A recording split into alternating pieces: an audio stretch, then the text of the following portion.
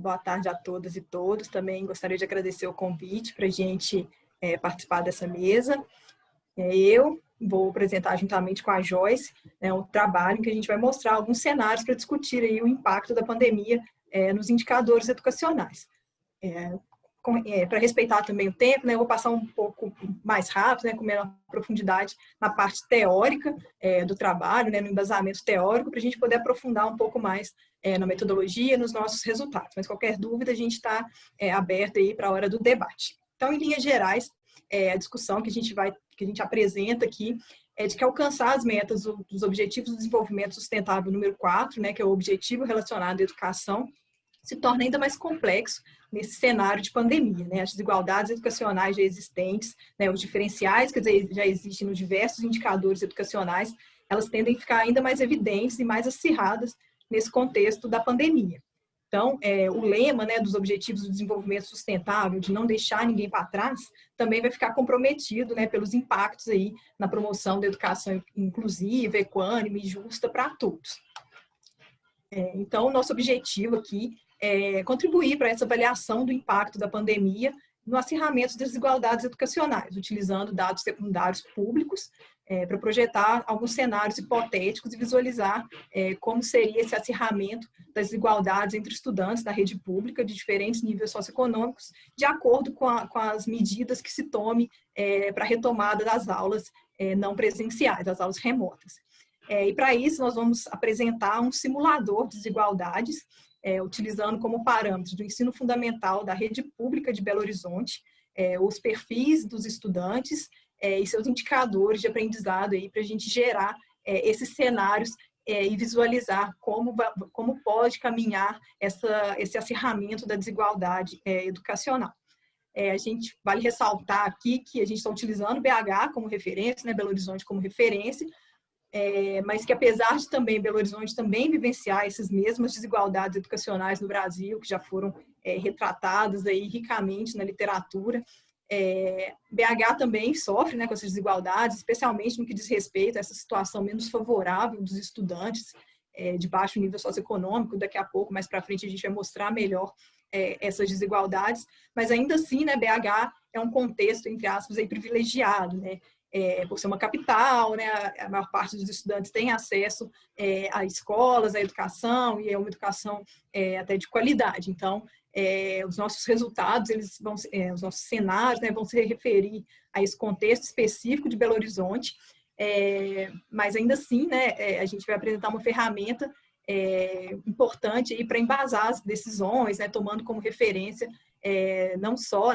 os equipamentos, mas também esse perfil do aluno, com as possibilidades de ensino remoto, de acesso tecnológico, para a gente elaborar esses cenários. As aulas presenciais em Belo Horizonte estão suspensas desde 18 de março, tanto na rede pública como na rede privada. Na rede municipal, não foi tomada nenhuma ação para dar continuidade ao ano letivo dos estudantes, então não está sendo ofertado nenhum tipo de ensino remoto. Já na rede estadual, em maio, o governo estadual começou com aulas transmitidas em TV aberta para os estudantes, com uso de planos tutorados para professores, uso de aplicativos, e na rede privada, as aulas foram retomadas quase que imediatamente após a suspensão. E são aulas que acontecem principalmente via internet, por computador, em quase todas as redes, plataformas de ensino, em praticamente toda a rede privada adotou essa estratégia. Bom, pessoal, eu vou contribuir então com o debate, falando os principais pontos da metodologia e os nossos resultados. Mas antes de começar, eu gostaria de fazer um agradecimento especial ao professor Chico Soares, emérito da UFMG, e à professora Érica Castilho, da UFOP, por ter concedido dados de nível socioeconômico dos alunos que foram fundamentais para essa análise. Então, já falando dos níveis socioeconômicos, eles foram calculados utilizando os questionários contextuais do SAEB, e aí foi calculado para o ensino fundamental da rede pública de todo o Brasil. A partir desse dado, nós separamos ali a rede pública de Belo Horizonte e dividimos esse grupo de alunos em 5 partes iguais, que são os quintis de alunos aí por nível socioeconômico. A partir desse ponto, nós faremos todas as nossas análises comparando as crianças que têm um menor nível socioeconômico, né, aquelas de famílias mais pobres, com as crianças de um nível socioeconômico maior, que são as famílias mais ricas dentro aí da nossa rede pública, tá? Então, só para caracterizar um pouco esse público, comparando aqui as crianças mais pobres com mais ricas dentro aí da nossa rede pública, é possível observar que elas majoritariamente, crianças mais pobres, né, elas majoritariamente se declaram como pardas e pretas, elas têm menos acesso a recursos tecnológicos, como o computador, por exemplo, são de grande maioria de famílias cujas mães têm uma escolaridade até o ensino fundamental completo, e elas têm maior taxa aqui de reprovação e abandono escolar, já experimentaram. Esse mesmo retrato, ele é possível observar aqui para o 9º ano também, né? O anterior foi para as crianças de 5º ano, aqui do 9º ano, mas aqui a gente tem um aumento de crianças que já foram reprovadas e que também já abandonaram os estudos. Bom, isso aqui está correlato com o que a gente encontra na literatura, e eu gostaria de trazer agora um pouco mais sobre o aprendizado dessas crianças, né? Então, aqui a gente tem a proficiência média de crianças mais ricas e mais pobres, né? As mais ricas aqui na linha roxa e as mais pobres na linha laranja. E eu gostaria de trazer aqui, essa distância entre essas duas linhas é a desigualdade no aprendizado, né?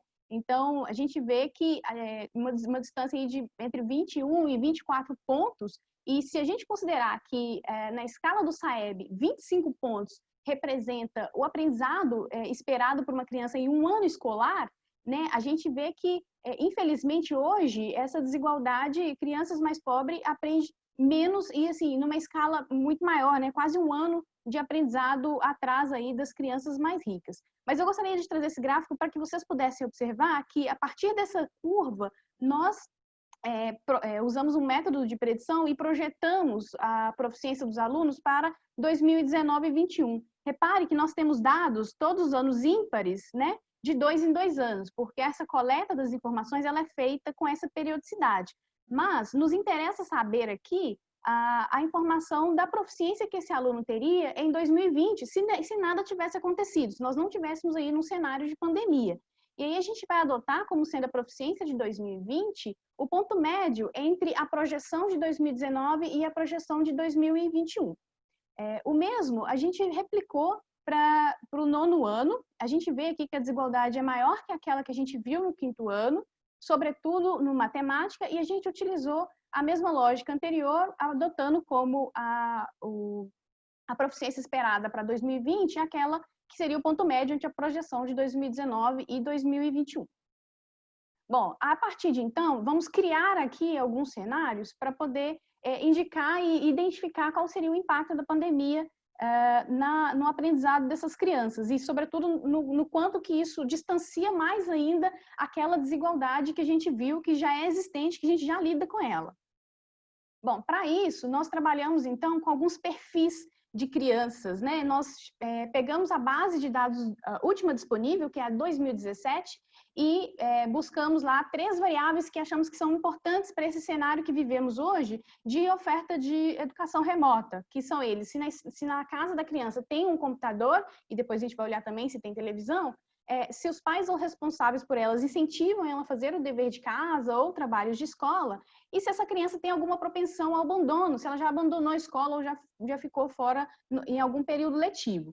Cada uma dessas variáveis ela pode ser sim ou não, e aí, com a combinação das 3, nós conseguimos identificar 8 perfis de crianças. Entendemos que para cada perfil dessa criança, nós teremos aí um resultado diferente frente às opções de oferta oferecidas aí pelo governo.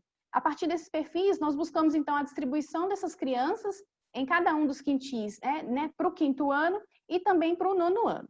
Bom, considerando, então, gente, que nós não temos ainda dados, a gente está vivendo essa pandemia, a gente vai adotar aqui algumas premissas que vamos utilizar para a criação dos nossos cenários. Essas premissas são, eu já falei, né, que a proficiência de 2020, né, o que se esperava que o aluno aprendesse se nada tivesse acontecido, é aquela que projetamos, né, no ponto médio ali entre a projeção de 2019 e 2021. E aí, a outro ponto seria que a gente espera que esse aluno aprenda na escala do SAEB 25 pontos no ano escolar, O terceiro ponto é que essa proporção de alunos que tem computador, tem televisão, já foram reprovados ou que abandonaram a escola, elas permaneceram constantes entre 2017, que foi o último dado disponível, e 2020, que é o ano que nós vamos analisar. E, por fim, que na pandemia, esse aluno ele vai ter um aprendizado condicionado tanto pela oferta concedida pelo governo, quanto ao seu perfil aí de estudante e familiar. Bom, feito isso, gente, eu vou trazer aqui para vocês um exemplo de como seria a proficiência dessas crianças no 9º ano matemática. Aqui, essa tabela que vocês estão vendo, ela retrata exatamente aquele perfil que eu mostrei para vocês antes, mas a variável interessante aqui é a coluna laranja, que traz o percentual de aprendizado que a gente espera para cada um desses perfis, dado um cenário de ensino remoto. E aí, a gente vê que uma situação desfavorável é quando a criança não tem computador. Então, se o ensino é remoto e esse ensino é por computador, precisa de alguma internet, essas crianças que não têm computador em casa, é como se elas não tivessem acesso à escola. A gente espera que ela não vai ter um aprendizado. Por isso que a gente colocou aqui, nessa variável de peso, né, laranja, 0. Por quê? Eles não vão ter aquele acréscimo dos 25 pontos que a gente esperava durante o ano, porque eles não estão tendo acesso à educação, né? E aí, uma situação mais favorável, a gente deu um peso de 75%, que é aquele que um aluno tem um computador, ele tem um incentivo dos pais para frequentar, para fazer as atividades escolares e etc., e eles não têm uma propensão a abandono. Então, a gente deu um peso máximo aqui desses perfis de 75%. Então, a gente espera que eles aprendam em torno de 75% aí daqueles 25 pontos esperados.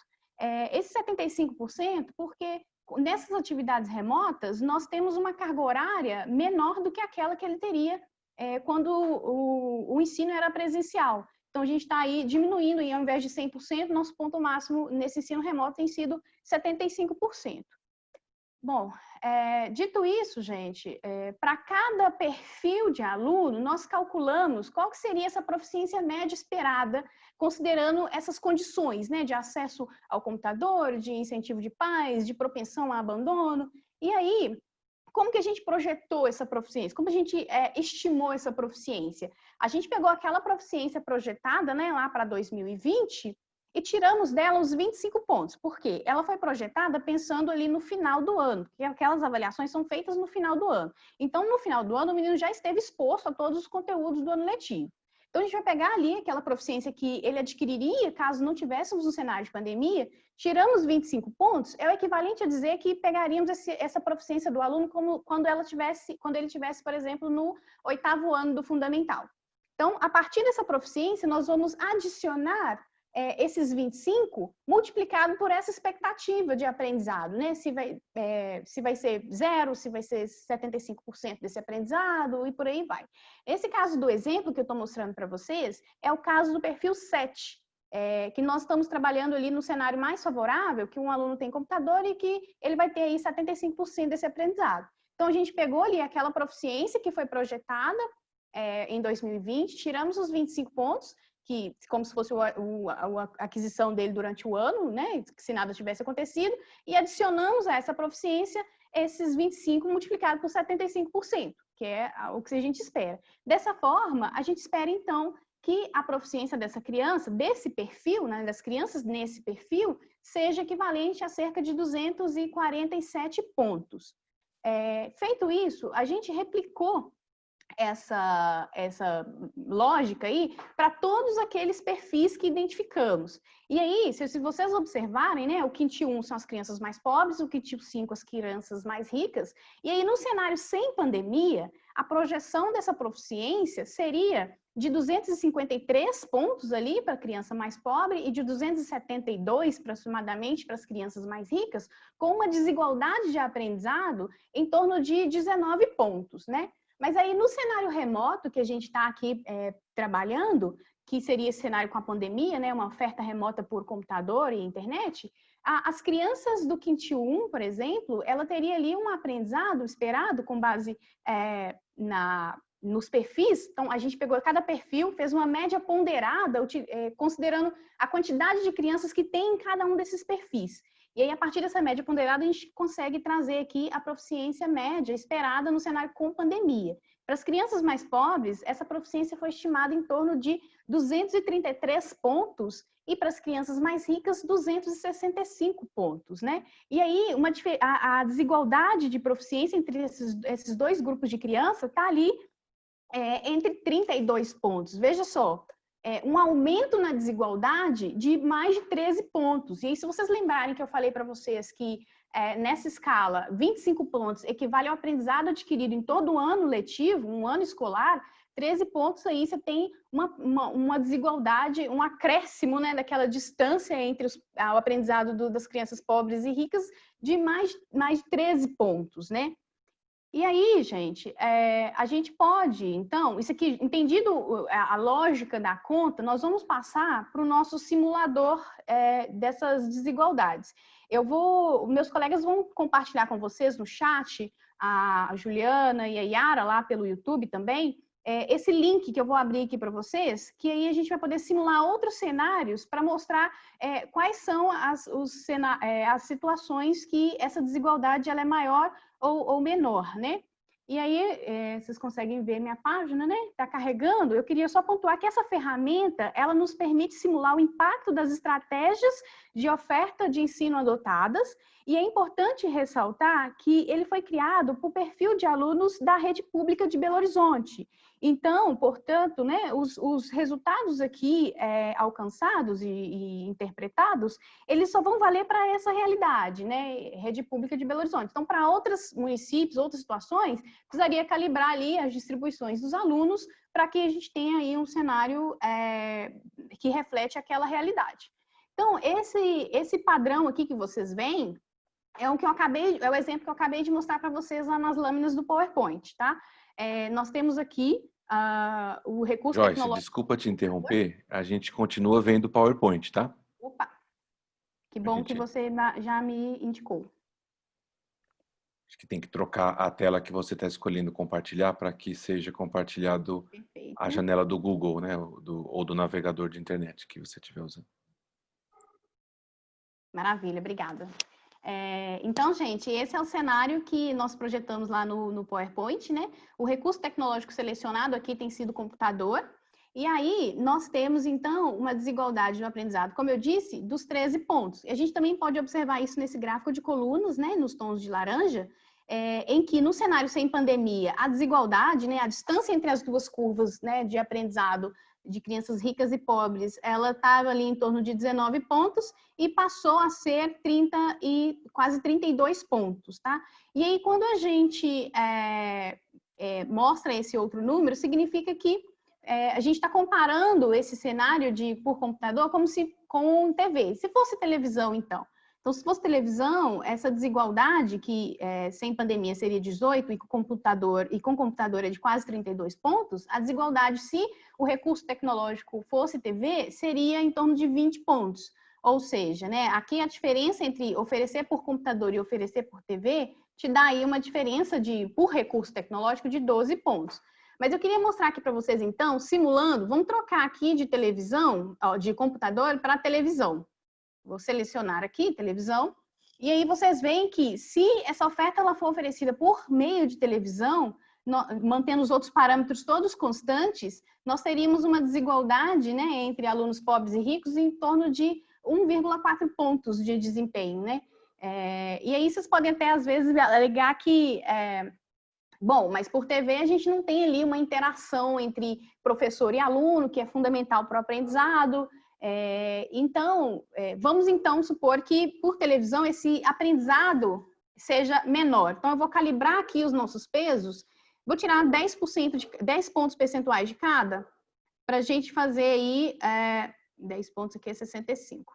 Uma simulação de como seria essa situação se, mesmo com TV, o aluno aprendesse menos, como ficaria? Olha só, então mesmo que a gente adote aqui um aprendizado menor, a desigualdade ainda é menor se o recurso tecnológico adotado for televisão do que se ele fosse um computador. Por quê? Se a gente for voltar lá nos nossos perfis, as crianças que têm pelo menos uma TV em casa são a grande maioria. Então, você concede um acesso à educação maior e aquela desigualdade passa a ser menor.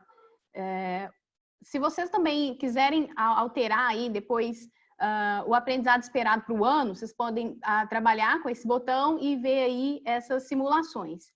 Então, eu queria trazer aqui para vocês que, por mais que se pese em termos do aprendizado ali no ano, né, o recurso tecnológico de TV, por exemplo, para essa situação, no caso de Belo Horizonte, ela é uma situação mais favorável à questão da equidade, né? E pensando aí nos objetivos do desenvolvimento sustentável, que visam uma educação de qualidade e equitativa, é fundamental que esse tipo de estratégia seja adotada. Na verdade, outro resultado aqui que nos traz, né, é que é necessário ter diferentes estratégias de atuação para lidar com essa questão da pandemia, né? A nosso público, nossas crianças, elas são crianças diversas, né? Elas têm diferentes características. Então, uma solução única, oferecer por um recurso, por exemplo, ela sempre vai ser desigual, né? E vai negar conhecimento para uma parcela da população. Então, eu quero mostrar aqui para vocês algumas conclusões que chegamos. Voltamos aqui, vocês podem trabalhar mais nessa plataforma, mas com base, por conta do nosso pequeno tempo, eu vou ter que trazer aqui.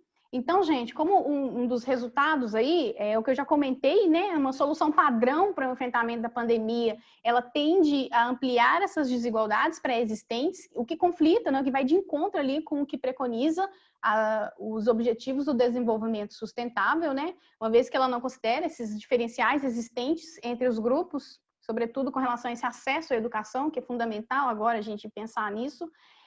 Por meio de dados já produzidos no país, né, todos os dados utilizados aqui foram dados secundários disponíveis nos sites do INEP, sobretudo. Então, assim, a partir desses dados é possível conhecer essas características das crianças e projetar cenários quanto a esse aprendizado, decorrente da estratégia que vai ser adotada. Isso visa, com esse conhecimento, a gente minimiza aí os impactos desse isolamento social, né? À medida que as pesquisas forem avançando, vai ser possível aprimorar esses cenários, concedendo maior robustez estatística aí para as estimativas. E, por fim, cabe aqui trazer que, para alcançar essa meta dos Objetivos de Desenvolvimento Sustentável, de uma educação de qualidade equitativa, né, deixando ninguém para trás, é fundamental que essas diferentes estratégias adotadas concedam, sim, essa equidade de oportunidade a todos os estudantes. Só para finalizar, né, o que a gente vê aí é que essa retomada das aulas, né, não é uma decisão simples, né? Não fazer nada, né, não retomar as aulas é prejudicial, porque também diminui a possibilidade de a gente reduzir as desigualdades, mas também retomar de qualquer maneira, né, sem conhecer o contexto do alunado, sem conhecer esses fatores que influenciam no acesso e no equilíbrio aí da educação, pode fazer ampliar essas desigualdades, né? O que a gente vê que não é um cenário maravilhoso e que vai haver completa redução das desigualdades, né? O que é necessário é que a gente planeje as estratégias, né, embasado aí nos dados, uma política focada aí para conhecer o perfil do público-alvo, né, para a gente tentar diminuir essas desigualdades, né, sem deixar ninguém para trás, né, e com ferramentas que nos permitam aí monitorar e avaliar o alcance e a inclusão e a equidade promovidos, né. Nesse modelo, a gente poderia incluir várias outras variáveis, várias outras dimensões, que nos permitiriam conhecer melhor também o nosso público, mas a gente já vê com essas aí que a gente incluiu que, de qualquer maneira, a educação e as desigualdades estão se ampliando e que é preciso que se leve em consideração isso quando formos pensar nessa retomada das aulas. Como bem pontuado pela Ju, né, se não há uma oferta de educação, não há ganho de aprendizado. Então, as desigualdades elas vão se manter constantes como a gente projetou anteriormente. Mas, na prática, isso não acontece, né? As famílias que têm um maior poder aquisitivo, mesmo que não esteja sendo concedida a aula pelo governo, elas vão criar ali mecanismo de trazer algum aprendizado para suas crianças, o que não é uma prerrogativa, por exemplo, das famílias que têm um menor nível socioeconômico, que têm menores condições. De qualquer forma, é inconcebível, né, deixar aí milhares de crianças sem acesso ao aprendizado. Então, é urgente e necessário que a gente já comece a discutir, como o Rogério bem pôs ali antes, Ernica, Ernesto, perdão. O professor Ernesto já bem pôs, assim, a gente já tem que pensar em novas estratégias de como trazer aí um ensino que consiga atender todas essas crianças, né? Deixar elas sem um aprendizado é muito prejudicial. E aí, como a outra nossa colega colocou, a questão das interações, né? É fundamental que as redes de ensino, né, a gente trabalhou aqui com a rede pública, mas a rede pública inclui rede estadual, municipal, federal, é fundamental que elas se unam nesse momento para planejar essa retomada, porque uma criança de uma rede num período, no outro nível de ensino, ela na outra rede. Então, a gente está perdendo aí em termos de deixar essas crianças sem o aprendizado e também a gente perde se apenas uma estratégia é adotada como uma solução, né? Então, é imprescindível que essa conversa, esse diálogo já comece a ser feito e essas colaborações, pensar ali em medidas sanitárias, em monitoramento, sobretudo, do aprendizado dessas crianças no decorrer aí do ano letivo e na formação de professores, assim, tem N variáveis e complexas que precisam ser trabalhadas. Além disso, o professor Ernesto também trouxe uma outra questão que, assim, a gente lidou aqui com uma desigualdade de aprendizado, mas existem outras desigualdades também. Por exemplo, a desigualdade de acesso de crianças da educação infantil. Vai ser muito mais difícil trabalhar uma retomada das crianças menores nesse momento. Então, isso precisa ser super bem planejado, sobretudo pela importância de se ter uma educação infantil. E pensar também no lado dos professores, né? Que não só os alunos, mas também os professores. Sem dúvida. E aí, nessa questão do acesso, só para finalizar, ainda tem ali as crianças que têm necessidades especiais. Como que essa educação ela vai ser levada para essas crianças, né? Se a gente pensa que todos precisam de aprendizado, todos, né? Não pode deixar ninguém para trás e ninguém excluído dessas propostas. Então, é isso que a gente trouxe aí para contribuir com o debate da mesa de hoje. Gostaríamos de agradecer, né, a presença de todos que ficaram até aqui nesse momento. A gente precisou falar um pouco mais rápido por conta do tempo, mas aí o período do debate a gente pode esclarecer algum ponto que não tenha ficado tão claro.